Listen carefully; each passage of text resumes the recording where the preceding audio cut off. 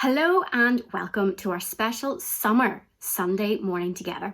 I really hope you are enjoying being off school and having lots of fun. You might even be watching this from your holidays. We have been looking at the stories of Moses in the Bible, and so far we've heard how he was sent by God to Egypt to rescue God's people, the Israelites, from slavery. After 10 plagues, the Pharaoh finally told the Israelites to go. As they were leaving, he changed his mind and chased after them.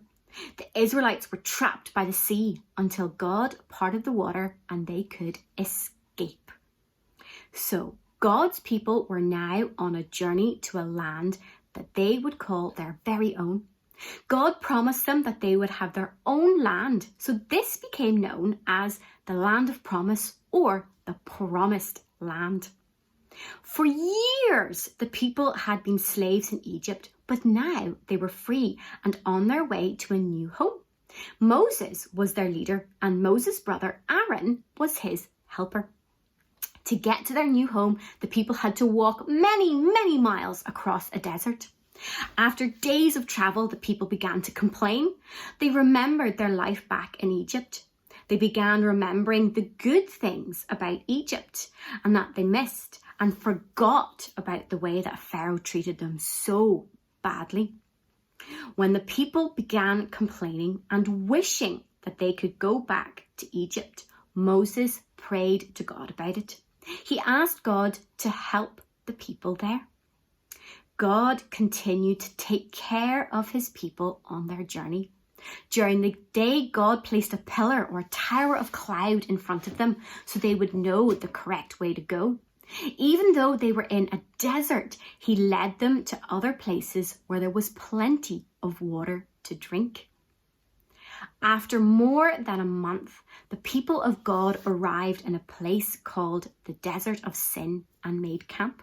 Soon all of their food was gone, and the people began to doubt that God could take care of them. They complained to Moses and his brother Aaron. Sadly, they even told Moses that their lives were better back in Egypt, where they had been slaves.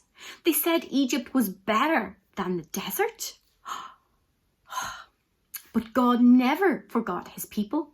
God told Moses that food was about to rain down from heaven. As Moses and the people looked out into the desert, they saw a big cloud. They knew it was the glory of God was in that cloud. And God did just as he said. Every evening, a great flock of quail, a type of bird, would fly into the camp. The people would gather them and eat them. And in the morning, when the people woke up, little white flakes like wafers covered the whole ground. The people called this manna. Each day they gathered the manna and took it home to make bread. But God told the people only gather enough manna to feed their family.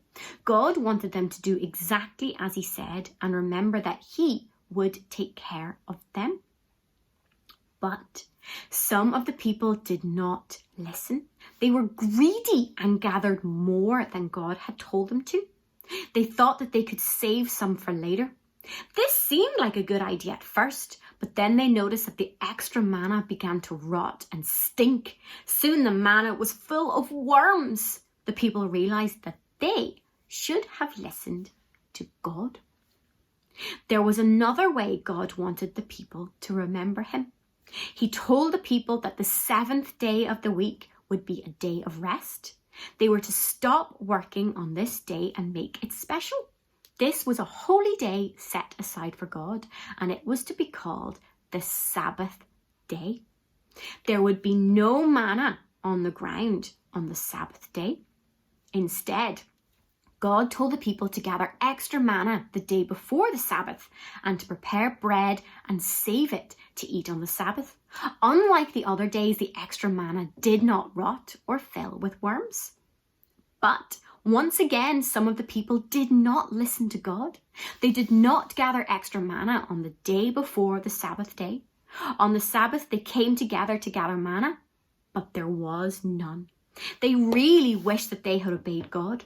For many, many years, God would provide manna and quail for the people.